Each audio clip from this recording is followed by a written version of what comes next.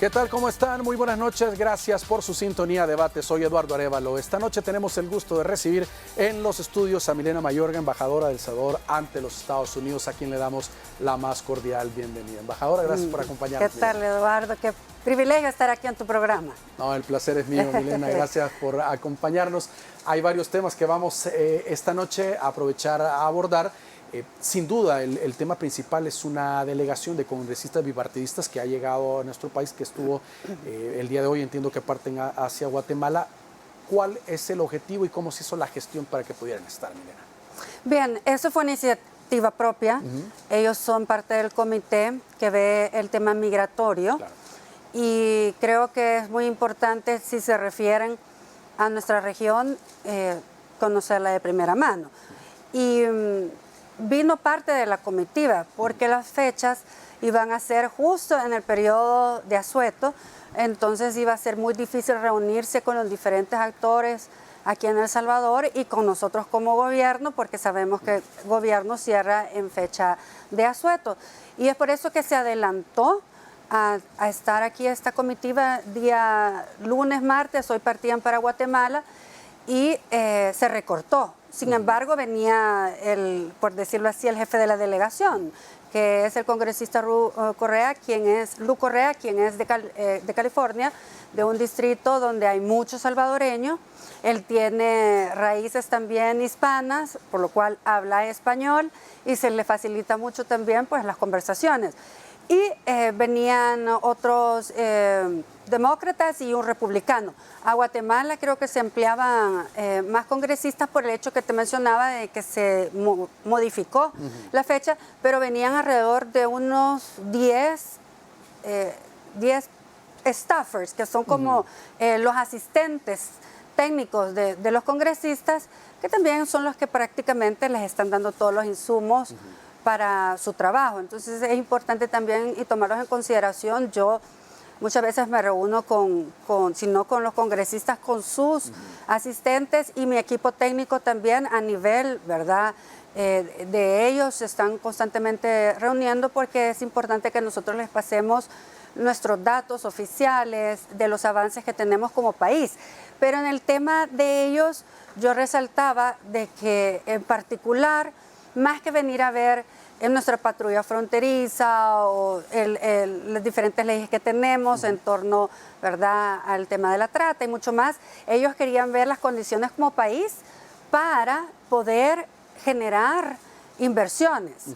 Y ellos están prácticamente hablando con algunos empresarios y decía el congresista Lu Correa que sean ellos quienes decidan dónde invertir, porque se están dando las condiciones para que muchas fábricas que están en Asia se muevan a nuestros países y que vean dónde es mejor para ellos invertir. Entonces creo que es una visión diferente, va de la mano a lo que estamos haciendo desde la Embajada de El Salvador en Estados Unidos, que desde el día 1 hemos procurado tocar las puertas de esas grandes empresas y multinacionales para que puedan venir a El Salvador. Entonces, ese cambio de perspectiva creo que es el ideal, porque las inversiones son clave para poder generar condiciones para que las familias se queden en el país. Si bien nosotros les mencionamos que somos el grupo de población, digamos, más bajo en la frontera sur, a pesar de doble crisis. La crisis por la pandemia y la crisis ahora por los precios de los combustibles, que lo que desata es más migración o condiciones propias de su país, porque muchas veces tenemos, Eduardo, arriba de las cifras de El Salvador, es decir, están más altos que nosotros otro tipo de, digamos, ciudadanos de nacionalidad, por ejemplo, nicaragüense o venezolana. Entonces, estás viendo que los flujos migratorios están cambiando dependiendo también la situación, la crisis de cada país. Ahora, en la Cumbre de las Américas y otras reuniones importantes en el mismo Estados Unidos han destinado recursos, han hablado de generar condiciones en los países, sobre todo el Triángulo Norte, como una estrategia real para frenar las migraciones. Es decir, mientras haya desarrollo, mientras haya prosperidad en los países, en apuestas específicas en el agro y otros temas, esto va a generar las condiciones para que la gente decida no migrar, no buscar el famoso sueño americano. Ningún salvadoreño que parte lo hace feliz. Es decir, si es por una necesidad de su seguridad o de su alimentación o alimentación de su familia. Hemos visto como por décadas migraron salvadoreños por el conflicto de la guerra, luego el conflicto social y la inseguridad por pandillas. Y yo te puedo decir, porque es que es la nostalgia de todos estos salvadoreños que extrañan sus amigos, su familia, ver un atardecer, comer aquí su comida tradicional, aunque se consigue en Estados Unidos en muchas partes, las pupusas no saben igual. No son igual. Entonces, alguien decide tomar, ¿verdad?, la decisión de emigrar, muchas veces en condiciones en donde su vida también está expuesta a este camino tan complicado que es la ruta del migrante, sin saber si va a poder llegar a la frontera, pasar, o qué va a pasar con él, ¿verdad?, con su integridad, con su familia, porque estamos viendo también un fenómeno en donde hay niños que están llegando hasta la frontera, niños no acompañados, pero esto es un ciclo en donde es bien difícil romperlo porque hay lazos familiares y se están buscando otros mecanismos como las visas H, que son una apuesta a corto plazo, pero es una curita a una gran herida. Es decir, es algo que realmente no te va a dar una solución definitiva. Es también un ganar-ganar, porque en Estados Unidos hay una crisis de empleados, hacen falta mano de obra. Es impresionante la cantidad de llamadas que recibimos pidiendo nuestros trabajadores a través de este programa de visas H, que son las agrícolas, las A, y las B, que son más las de servicios, por ejemplo. Pero son temporales siempre, ¿verdad? Temporales, y que a veces son de 6, 8 meses, y luego pueden retornar al país con el dinero que han ganado, han percibido, y ese dinero se queda aquí en el país. Y además vuelven y no hay desintegración familiar. Esto lo vemos como una solución temporal, pero la solución definitiva que se puede ver y que también es como un derecho de los salvadoreños, ¿verdad?, tener las condiciones en tu país para quedarte en tu patria. Y por eso hemos trabajado desde el día 1. Y es ahora en donde se ve ya un cambio de visión. Por ejemplo, yo estuve todo un año tratando de hablar con quienes están en el Partnership para Centroamérica, que viene también en una alianza con la oficina de la vicepresidenta Kamala Harris, y todo un año nunca nos pudimos reunir hasta que se cambió la perspectiva en la Cumbre de las Américas y se ve que no se pueden tomar consideraciones políticas a cuestiones de negocios. Negocios son negocios y tenemos que promoverlos. Entonces ya yo me reunía entonces con la cabeza, ¿verdad?, de quien está al frente del Partnership, y veíamos como alguna estrategia real y que se pueda implementar a corto plazo. Tú sabes que ahora las remesas están cambiando, Eduardo, ya no vienen al mero consumismo, ya vienen para inversión, ya vienen para hacer sus casas, para hacer algún negocio. Se están además uniendo varios para hacer quizás algún hotel o una torre de apartamentos. Entonces ya se está cambiando un poco la visión porque hay esperanza. Está esto que se está provocando en los salvadoreños en Estados Unidos, que es el 95%, ¿verdad?, de la diáspora en el mundo, y también podemos decir en otras partes. Esa nostalgia se está convirtiendo en orgullo y en esperanza de que hoy sí hay condiciones en El Salvador para volver ya sea a retirarse o para volver a invertir y vacacionar. Ahora, las condiciones en Estados Unidos es muy alto el costo de vida, y he hablado con muchos salvadoreños que viven allá que dicen, yo en el momento que deje de trabajar y me jubile, no puedo vivir en Estados Unidos. Es muy alta el pago de una casa y el mantenimiento de la misma, y con la pensión lo que buscan es regresar al país, comprar una casa, poner un negocio y estabilizarse, pero ya no es como antes de yo rompo el vínculo, yo me quedo allá y que mis hijos crezcan allá, sino ya van pensando regresar por también un factor económico que es una realidad. Por supuesto. Y fíjate que nosotros sí podemos hablar de cómo se encontró el gobierno que nos heredaron, ¿verdad? El famoso pacto de corruptos que yo siempre he señalado. Y es que teníamos el peor sistema de salud, el peor. Y al final, debido a una crisis, es decir, a la pandemia, se tuvieron que intervenir, remodelar, pero también comprar camas, y era algo tan básico, las condiciones en donde morían los salvadoreños en camas de los años 60. O sea, se ha hecho una gran inversión en el tema de salud. Viene el nido, que es una nueva forma del concepto tan bello que es de dar la vida. El nido, que es el proyecto de la primera dama. Por supuesto, más hospitales, que es lo que necesitamos también para dignificar el tema de salud, pero no nos quedamos ahí. El abordaje de la educación, en donde se incrementa el porcentaje del PIB a 5.1, y esto es lo que te permite tener más dinero, no solamente para intervenir las escuelas, que también se encontraron en estados muy precarios, sino que para darles herramientas tecnológicas para cortar esa brecha digital. Mucho se habla de la inclusión digital, de reducir el gap, pero no se está haciendo una inversión tan grande, y en El Salvador sí, y El Salvador ya está siendo también referente y modelo, no solamente en lo de la educación, que ya empiezan la población, digamos, de otros países a decir también queremos que nuestros hijos tengan computadoras, pero también ven a El Salvador como un modelo referente en seguridad. Y vemos, ¿verdad?, estallidos de violencia en las Américas, y como, por ejemplo, algunas ciudades en Ecuador les están exigiendo también copiar el modelo de seguridad en el país. Ahora, la cercanía, Milena, que tenemos con los Estados Unidos puede ser un factor fundamental con estas crisis económicas que se ve a nivel internacional, el tema de la inflación, la guerra de Rusia con Ucrania. Esa cercanía que tenemos con Estados Unidos podría aprovecharse comercialmente, claro, para el mismo Estados Unidos, pero sobre todo para nuestros empresarios, para nuestra población. Por supuesto. Yo he estado en conversaciones, fíjate, con Tesla, por ejemplo, que me pidió que era capaz El Salvador de producir en temas de piezas para automóviles. No solamente ahí, sino que también hemos estado en conversaciones con Starlink, que creo que es muy importante mencionarlo para que venga el internet satelital, y también acá puedan haber operaciones de estas compañías multinacionales con un internet de verdad de calidad, y en donde el gobierno también pueda tenerlo en algunas áreas donde no te llega el internet, ¿verdad?, que tenemos actualmente en El Salvador, y que pueda cubrir ciertas áreas.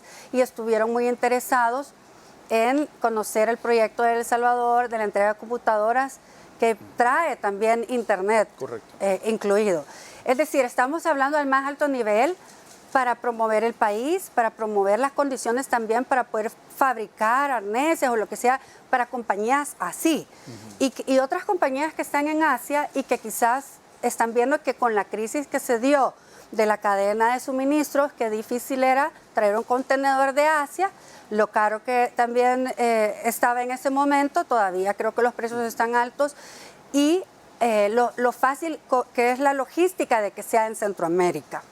Nosotros estamos trabajando en conjunto con nuestros vecinos para poder competir con un corredor seco, es decir, un canal seco en donde podamos trasladar carga del Pacífico al Atlántico, pero también vamos a tener un tren que va a ser compartido. Tenemos que trabajar en la logística de nuestras aduanas, de mejorar los procesos para que sea real la competencia, es decir, que se nos tome en cuenta para poder llevar, ¿verdad?, a cabo digamos, un proyecto de esta magnitud y competir con el Canal de Panamá. Somos más atractivos como bloque. Vamos a hacer una pausa, por favor, acompáñenos, ya regresamos.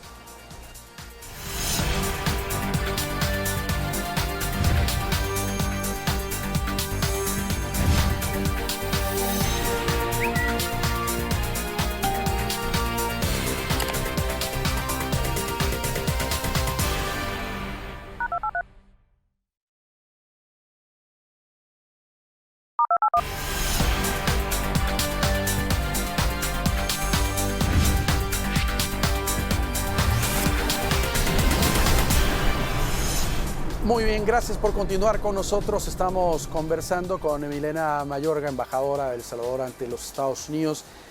Milena, hay temas de inversión importantes. En el país se ha hablado de la necesidad de incrementar los asocios públicos privados para diferentes obras grandes, como por ejemplo el Tren del Pacífico, el aeropuerto, que básicamente sería muy difícil que el gobierno o una empresa nacional pues pueda operar, a diferencia de un conglomerado, haciendo este match entre sector privado y gobierno para poder desarrollar proyectos estratégicos. Hay empresas de Estados Unidos también que podrían estar interesadas en este u otro tipo de proyectos. Sí, bueno, quien corre el aeropuerto de Houston está muy interesado en poder tener la administración del aeropuerto del Pacífico. Están esperando los momentos para el tema de licitaciones, etcétera. Pero fíjate que los asocios público-privados son muy importantes, sobre todo en los proyectos estratégicos, tal cual lo dijiste. Y en la zona de Oriente tiene todo lo que es la franja costera, un proyecto estratégico para desarrollar el turismo. Yo estuve con el grupo Invictus, que fuimos a ver 5 playas en la zona de la Unión, realmente playas hermosas, claro, en donde se puede construir un resort que sea un ancla, un atractivo para esa región. Y algunos terrenos son del gobierno, entonces se podría trabajar en alguna figura en donde haya un asocio público-privado por ser la tierra del Estado. Y creo que lo más importante es ver que este tipo de empresas, por ejemplo Sports Illustrated, ellos tienen la licencia de hoteles resort de esta categoría y mucho más, con temas Marvel, en donde puede haber un resort con un concepto totalmente novedoso que va a atraer a muchos turistas, no solo nacional, internacional, de los vecinos. Y es en este polo de desarrollo en donde no pasaba nada. Antes no pasaba nada del río Lempa para allá, y por eso fue el fenómeno migratorio, porque no habían oportunidades. Ahora Bitcoin City está ahí, vamos a tener un aeropuerto, todo lo que es la logística también importante para mejorar lo que ya estábamos hablando en el bloque anterior, el tema de la carga y poder competir. Yo te digo que los proyectos, y quizás es la visión que tiene el presidente Bukele, fresca, moderna, donde no tiene límites, donde estamos nosotros hablando con compañías grandes. Yo te mencioné Starlink, que es parte de SpaceX, en donde nos estamos asociando a Google para dar la mejor tecnología, digamos, en educación a nuestros estudiantes, para que el gobierno también sea digital, sea moderno.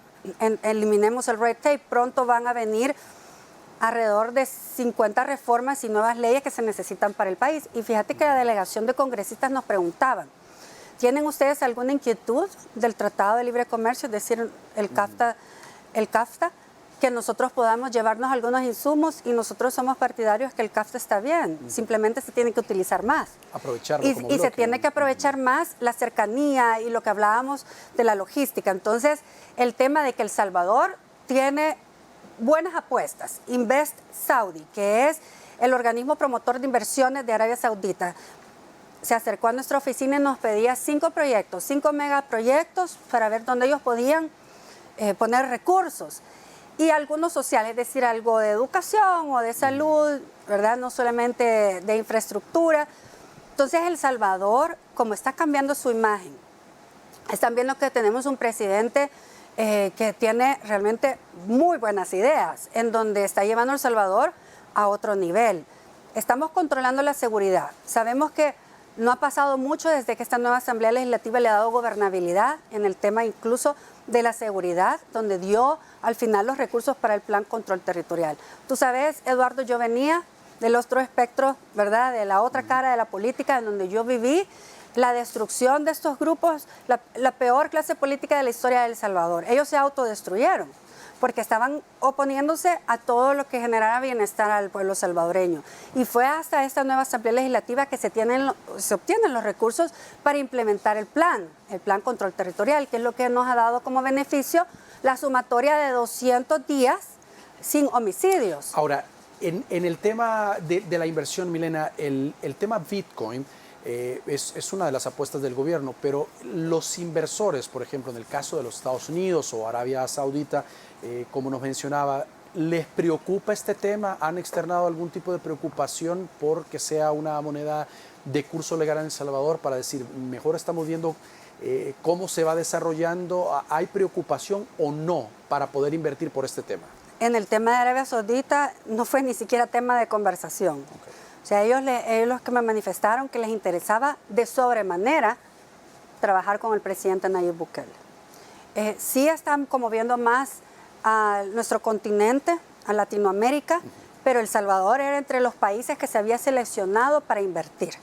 Y en lo absoluto tuvo que ver ese tema. Además que, bueno, es opcional, aunque sea nuestra moneda de curso legal, es opcional. Recibir o no recibir pago en Bitcoin, usar Bitcoin, recibir dinero del exterior en Bitcoin, es opcional. Yo estuve además en una agenda la última vez que visité El Salvador con emprendedores en Soyapango, en Apopa, estuvimos en Chalatenango y la gente tenía su billetera Chivo Wallet y en el momento pudimos trasladarle una buena cantidad de recursos en Bitcoin para que ellos puedan, ¿verdad?, alimentar sus negocios o sus emprendimientos. Y tú decides, ¿lo trasladas a dólar o no?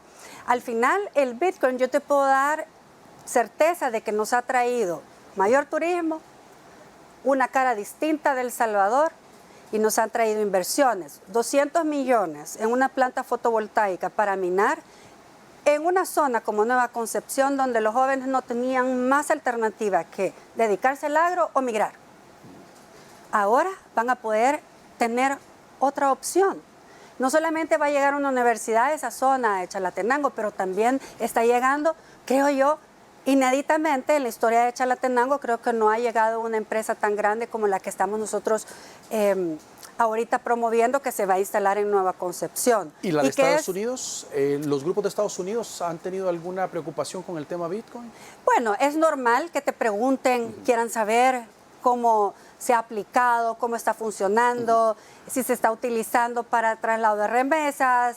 Y acá el tema es que con la incorporación del Bitcoin sí hemos tenido incremento en turistas, hemos tenido incremento también en empresas como Bank of the Future, que está sacando ya sus licencias y que ya está operando, es decir, desde enero empezó todo el tema de instalarse y las operaciones están esperando por estas licencias, pero van a traer un capital que es de 6.000 millones de dólares en Bitcoin. Es decir, acá puede ser incluso un centro financiero diferente. Y otra cosa, tenemos también Binance, el CEO que estuvo de visita en El Salvador, que fue su primera gira por Latinoamérica, finalizó en El Salvador, se reunió con el presidente Bukele y los comentarios que me hacía CZ es la apertura, uno, del presidente, dos, ¿verdad?, las condiciones que está dando el país.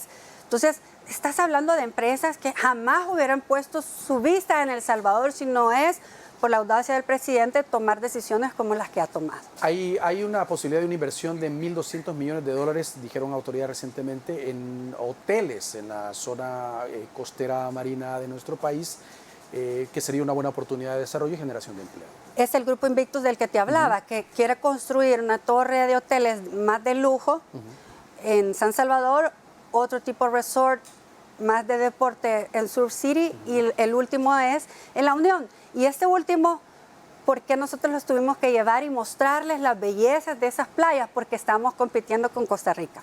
Entonces era muy importante que nosotros los enamoráramos del país y que vieran que iban a ser los primeros para escoger los mejores terrenos, las mejores playas. Porque hay otros proyectos, tal vez no tan grandes, pero que sí son muy importantes, de mediana densidad. Por ejemplo, Mariposa Club Resort, que va a una inversión total de 8 millones, va en etapas. Fui a poner la primera piedra en Playa Maculis y se va a empezar a ver el desarrollo de todo tipo de hoteles, pequeños, medianos y los grandes, que son los grandes resorts, que también tengo entendido que hay otra empresa, ¿verdad?, otro grupo, otro consorcio en El Salvador que también va a construir un resort en esa área del país. ¿Por qué? Porque no nos alcanzan las habitaciones. Es tanto el turismo que no nos alcanzan las habitaciones. Hay grupos de salvadoreños que les ha ido muy bien, son empresarios que generan empleo. ¿Estarán interesados o están interesados este grupo de empresarios también en invertir, como nunca pierden su raíz, su esencia, en llegar a invertir en la zona oriental y en estos sectores? ¿Se han acercado a ti para expresar? No solamente empresarios, sino que salvadoreños que trabajan, por ejemplo, en el tema de jardinería. Yo tengo por ahí un video que no lo he sacado, pero que cuando estaba conversando, yo visito 1 o 2 veces a la semana salvadoreños para mantenerme cercana, escucharlos, y es además algo que también me llena de mucho orgullo y pasión, ver cómo los salvadoreños están colaborando con la economía y el dinamismo de la economía en Estados Unidos. Y me decía él, no, yo trabajo en jardinería, pero todo lo que yo gano lo mando para un negocio que tengo de un agroservicio, que mi hermano lo ve. Entonces, estás hablando de alguien que se dedica a la jardinería, ¿verdad? No estás hablando de un gran empresario. Sí. Ahora, hay empresarios que ya están bien establecidos, que tienen bastante poder adquisitivo, que también quieren traer esas buenas prácticas o digamos el estilo de construcción de Estados Unidos a El Salvador. Se están uniendo, hay empresarios que se están uniendo para hacer sus propios proyectos. Muchas veces no hacer lo que hacen en Estados Unidos, sino que dedicarse a otras cosas, ¿verdad? Torres de apartamentos, hoteles, entre otros. Pero hoy sí te puedo decir, Eduardo, que más que nunca hay gente que me dice, yo me había olvidado de mi país, yo ya no quería saber nada de El Salvador, porque duele dejar tu patria y ver que no tenías las condiciones para volver. Pero hoy quiero que mis hijos sean ciudadanos salvadoreños y nos están buscando para darles la ciudadanía salvadoreña. Entonces, hay algo que ha generado el presidente Nayib Bukele y te lo vuelvo a repetir y es orgullo. Entonces, ahora ellos quieren volver a sus raíces, volver a su patria y que sus hijos no pierdan ese enlace con El Salvador.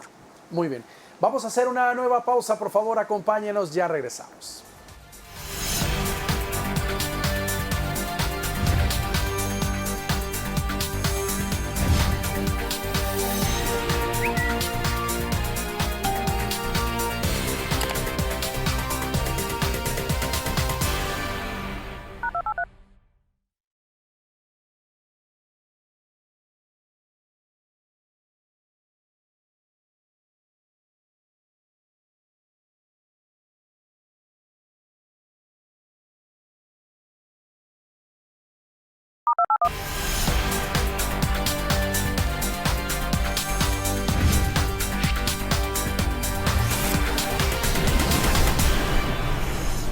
Muy bien, gracias por continuar con nosotros. Milena, hay un tema, quizás una deuda histórica con la diáspora, con los salvadoreños en el exterior, y es la participación tanto política, que ha ido de forma gradual avanzando para que puedan ser alcaldes, diputados y todo, pero también la participación en los procesos electorales. Ha habido algunos intentos desde que vinieran a votar directamente, buzón y otro tipo de mecanismos para poder ser parte y no solo depender de ellos en el tema de las remesas, como ellos han cuestionado, señalado, sí, y que solo en ese sentido se les menciona, sino también que puedan tener la participación, y dentro de ello en la Asamblea pues está esta posibilidad del voto electrónico, pero específicamente a un voto por internet para que puedan participar en las próximas elecciones. ¿Cómo ve este grupo importante de salvadoreños en los Estados Unidos, sobre todo, el que se pueda dar una situación de este tipo? 2 cosas quiero subrayar. Una, que antes se le veía como remeseros y no tenían ningún derecho, no había ninguna ley especial para ellos. Y 2, se les buscaba nada más para que financiaran campañas políticas. Yo lo pude ver porque estuve desde la Asamblea Legislativa y veía cómo realmente solo iban a pedir dinero, pero cuando ellos venían a pedirnos alguna ley, muy pocas firmas. Yo siempre les acompañé con la iniciativa de ley y mi firma para su voto, para el voto en el exterior. Ahora se les ha hecho justicia y son pequeños actos de reivindicación. Creo que el tema de haber mejorado el servicio en los consulados es un acto de reivindicación, porque encontramos los consulados realmente con muy mala administración, muy malos procesos, y por eso es que habían tantas quejas. Se ha invertido mucho para mejorar, pero también se les ha reivindicado con esta nueva Asamblea Legislativa, dándoles, bueno, y al final la nueva sala, porque la sala también fue la que dijo, tienen hasta tal fecha para que ustedes puedan hacer toda la reglamentación del voto en el exterior a través de la ley en la Asamblea Legislativa. Y y que ellos no solamente puedan votar de una forma más ágil, más accesible, sino participar. Entonces, bajo una nueva circunscripción. Yo me recuerdo que la gente quería hasta recortar el número de diputados. ¿Por qué? Porque había un desgaste, fue la peor clase política que hubo en la historia de El Salvador, la más cara, por cierto, la más deshonesta, en donde se tenía que comprar gobernabilidad porque si no, no existía. Y vemos ahora una nueva clase política en donde les está dando el lugar que se merecen a los salvadoreños en el exterior. Así que el tema del voto es un derecho que tiene todo ciudadano salvadoreño, que realmente nos habíamos tardado mucho y sobre todo hay que hacerlo de una forma práctica y fácil. Todavía estamos esperando cómo va a ser, qué modalidad, si va a ser electrónico o voto postal, si se va a mejorar el tema del empadronamiento, que creo que aquí fue también la parte engorrosa. Correcto. Tenemos, bueno, un gran número de salvadoreños ya con sus pasaportes, con DUI, pero todavía creo que el DUI nos hace falta, si tenemos alrededor de 3 millones de salvadoreños, nos hace falta DUIzar a más. Sí.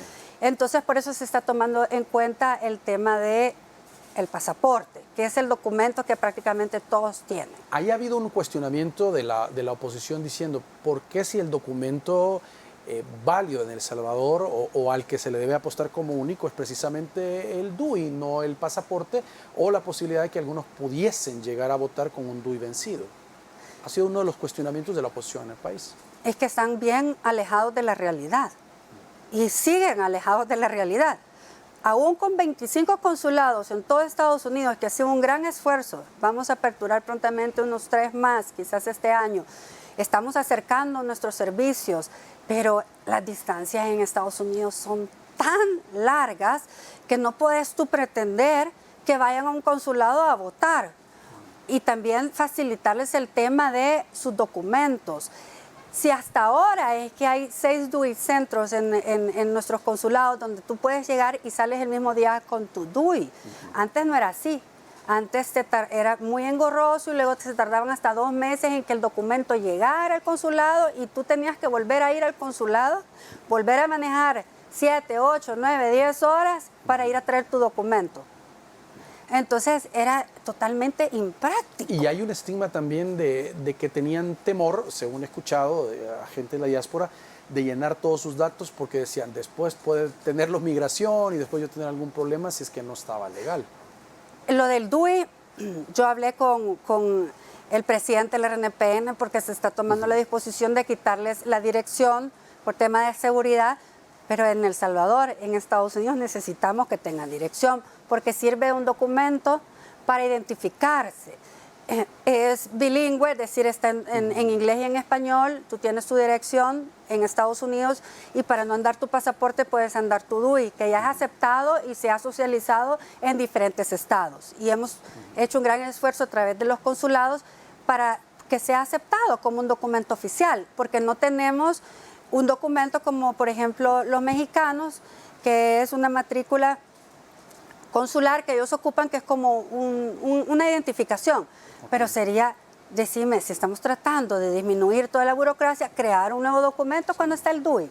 Lo que sí es que como antes era tan difícil sacarse su documento, nos hace falta todavía poder llegar a más salvadoreños. Pero el pasaporte es el documento que más se tiene, como yo te manifestaba, el que se ocupa para cosas oficiales, migratorias o incluso de impuestos. Y es por eso que se ha tomado en consideración no solamente el DUI, sino que el pasaporte. Pero hoy sí, lo que yo te puedo manifestar es que tenemos una nueva clase política que se está velando por los derechos de los salvadoreños sin distinción. No hay salvadoreños de primera ni segunda categoría. Todos somos salvadoreños, no importa si estás en El Salvador o en el mundo. Vas a tener la opción de poder votar. Milena, se le señaló en algún momento a los salvadoreños en el exterior cuando no había una mayor participación en los procesos electorales, decía, pidieron tanto y a la hora de votar, vota una minoría.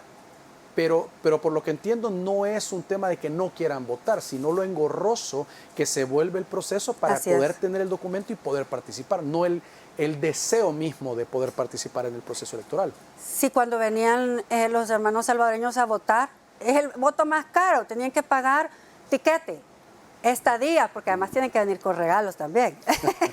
Se les espera que siempre traigan algo de Estados Unidos, entonces es el voto más caro y aún así acompañaron en estos últimos 2 procesos democráticos, que es parte de verdad de lo que ellos se han sentido ahora tomados en cuenta. Y sin duda que el presidente Bukele y todo el movimiento nació en Estados Unidos, fue acompañado en Estados Unidos, sigue siendo muy acompañado en Estados Unidos. No solo lo hemos visto en manifestaciones de solidaridad y de cariño hacia el presidente Bukele en diferentes estados, sino que también hemos visto, por ejemplo, estudios de medición como Ciesca, en donde en 2 ocasiones ha hecho algunos, o nos ha dado algunos datos estadísticos donde han arrojado que además hay bastante aceptación de todas las medidas que está tomando el presidente Bukele. Ahora, también se debe de avanzar en el tema no solo del voto de los salvadoreños en el exterior, sino la participación política de los salvadoreños en el exterior. Ya hemos visto en la Asamblea Legislativa actual diputados que básicamente han vivido muchos años en Estados Unidos, o sea, son parte de la diáspora. Debe incrementarse a alcaldías, parlados y otro tipo de cargos de elección popular. También es importante irles dando esos espacios a ellos.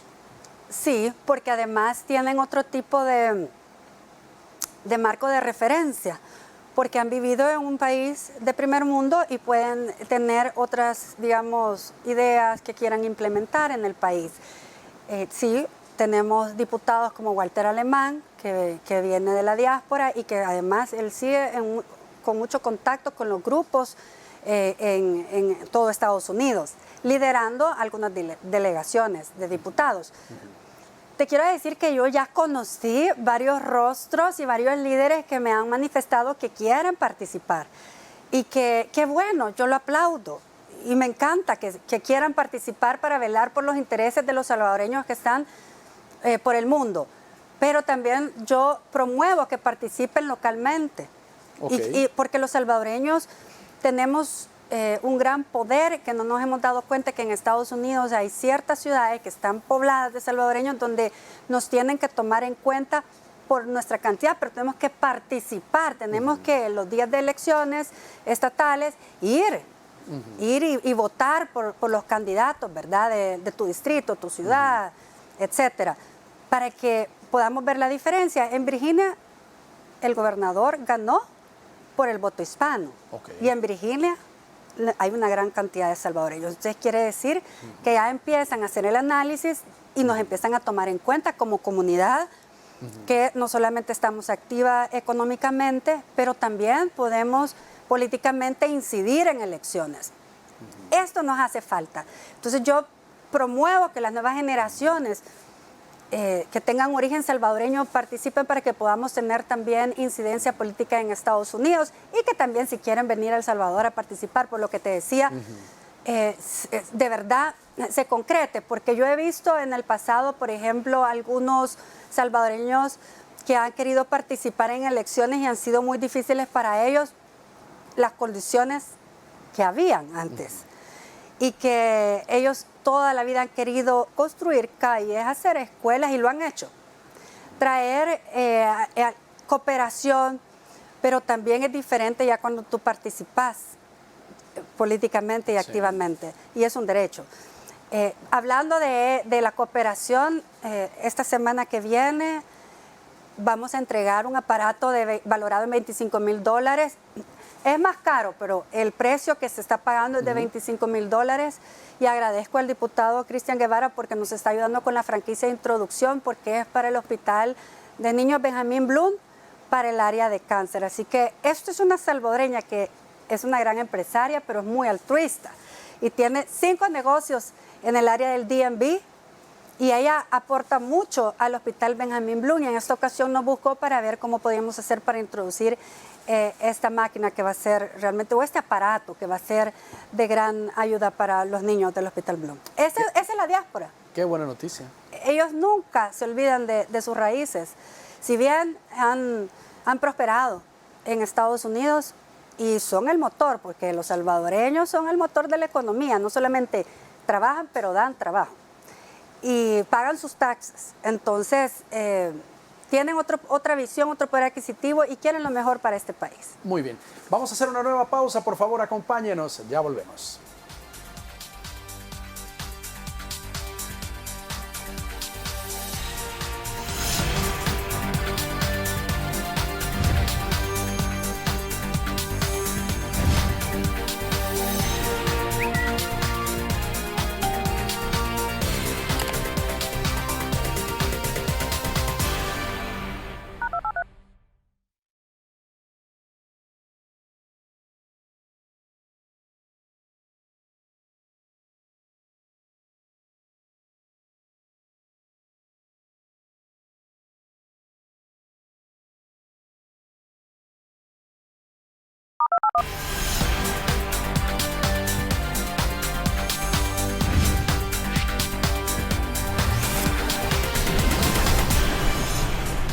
Muy bien, gracias por continuar con nosotros.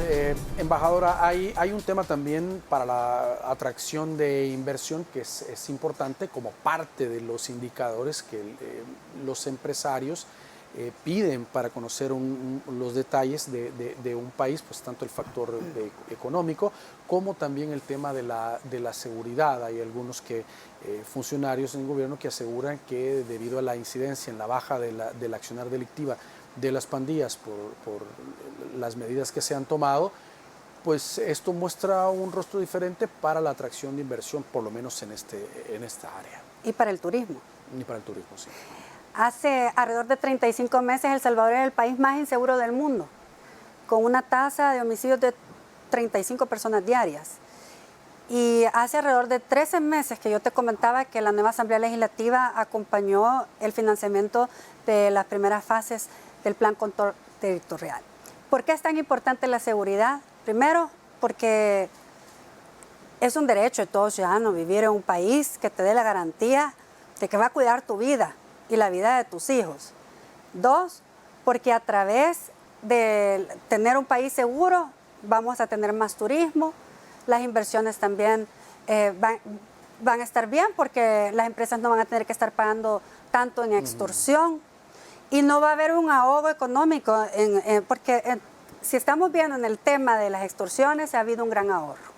Entonces por eso es tan importante que El Salvador ahora está siendo referente como uno de los países que ha tomado la decisión de enfrentar estos grupos delictivos y terroristas y que los ciudadanos en otras partes del mundo están aplaudiendo. Y estamos viendo que hasta artistas están diciendo, wow, lo que está haciendo El Salvador es de aplaudir, porque en Latinoamérica podemos ver que hay estructuras criminales que se están tomando los países. Entonces ya los ciudadanos empiezan a querer y a exigirle a los jefes de Estado que repliquen el modelo salvadoreño. Entonces El Salvador y el presidente Bukele se está volviendo un referente. Y creo que por eso es que no solamente el presidente Bukele tiene mucho acompañamiento del pueblo salvadoreño y vemos bastantes encuestas donde lo ven reflejado, que la gente está de acuerdo, no solamente con lo que está haciendo en su mandato, sino que el tema de seguridad, por ejemplo. Y en otros países de Latinoamérica y del mundo también es uno de los mejores presidentes, si no el mejor evaluado del mundo. Así que El Salvador ya ahorita está limpiando su rostro, su cara, y ya no nos están identificando como el país de las pandillas, porque qué triste. Y era un negocio a nivel internacional, porque es la industria del crimen que genera bastante curiosidad, libros, editoriales y más, sino que a nivel nacional cuántas empresas de seguridad se han lucrado. Es más, tú sabes que exdirectores de la Policía Nacional Civil eran dueños de empresas de seguridad o socios de empresas de seguridad. O sea, se lucraron de la sangre del pueblo. Y ahora que tenemos ya quizás un acumulado de 200 días sin homicidios, esto es inédito. Y julio, por ejemplo, fue uno de los meses más seguros en la historia de El Salvador. Y es de aplaudirlo, y es de acompañarlo. Ahora, ¿qué hay de aquellos que a través de organizaciones como Human Rights Watch y otros dicen hay una violación de derechos humanos en El Salvador como parte de todo este proceso de combate a la criminalidad? Hay muchas personas detenidas que no tienen algún tipo de vinculación con pandillas. Pero tal vez han sido colaboradores. Y hay muchos casos de gente que tal vez no son parte de las estructuras, pero han colaborado, prestando su teléfono, quizás dándoles alguna señal de que la policía iba entrando, digamos, a la comunidad. Entonces sí, hay bastante inteligencia detrás de muchas de las capturas, pero al final creo que ni siquiera estas organizaciones de derechos humanos se pronuncian cuando hay asesinato de nuestros cuerpos de seguridad, que son los que están velando por darnos esa garantía de vivir en paz. ¿Y por qué es que la gente, los salvadoreños, están contentos? Porque hoy ya pueden salir de su casa, poner su silla fuera de la casa y ver un atardecer o tomarse un café con la vecina. Tú sabes lo peligroso que es entrar a veces a algunas comunidades, y si hoy la que tiene una tortillería no está pagando extorsión, es un gran avance para el país. Y tienen que entender la realidad de dónde venimos y hacia dónde queremos ir. Y creo que lo más importante es que puedan venir y quizás tener realmente datos concretos, porque muchas veces solamente lo que anda en Twitter o algunas organizaciones de fachadas, por ejemplo el FMLN, son los que les están dando los datos y no realmente conocen la realidad de nuestro sistema. Así que si los salvadoreños están contentos con las medidas que se están tomando, es porque lo están percibiendo. ¿Y sabes quiénes también lo perciben? Los salvadoreños que están en Estados Unidos, porque sus familias le dicen, podemos salir.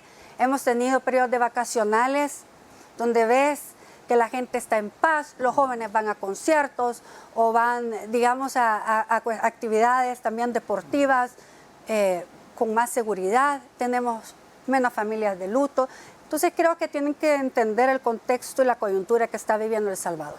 Hay otro tema también y es esto que anunció el gobierno, esta estrategia para buscar comprar la deuda de El Salvador a nivel internacional, que es una deuda que hay que decirlo, no es de este gobierno, sino una deuda heredada a través de los bonos, decía el presidente, a adquirirla de una forma paulatina. Esto ayudará a sanear las finanzas del Estado, decía, no se va a caer en impago y esto podría ayudar a la baja calificación de riesgo que actualmente tiene el país. Si se logra esto con el plan de gobierno, esto podría ayudar también a que los inversores vean que no hay riesgo de impago y puedan mejorar la atracción de inversión. En el 2007 sí hubo impago. Sí hubo un impago.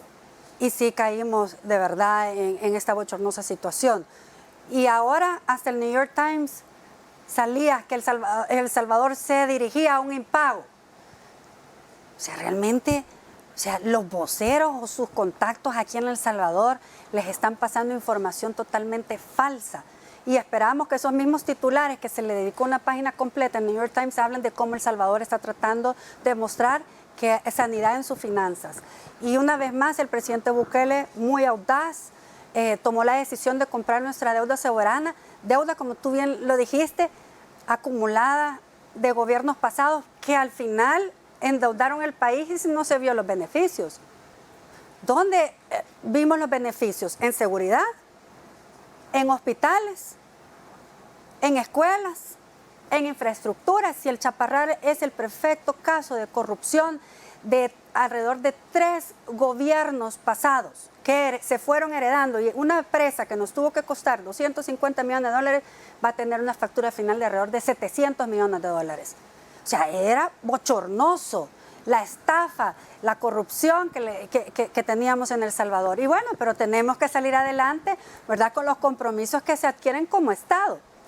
Y veíamos, por ejemplo, al diputado Portillo Cuadra, donde en un video pasado decía, nosotros le aprobamos tanto y tanto y tanto y tanto al FMLN y todo se lo robaron. No es la misma actitud, porque al gobierno del presidente Bukele no lo acompañan, por ejemplo, en aprobación de muchos créditos que van dirigidos precisamente hoy sí a darle a los ciudadanos, digamos, las cosas que necesitan. En emergencia, tuvieron comida en la puerta de su casa. Tuvieron vacunas, que decían que no íbamos a tener vacunas, sino hasta este año. Y El Salvador fue referente en el modelo de abordaje del COVID. ¿Qué demás decían?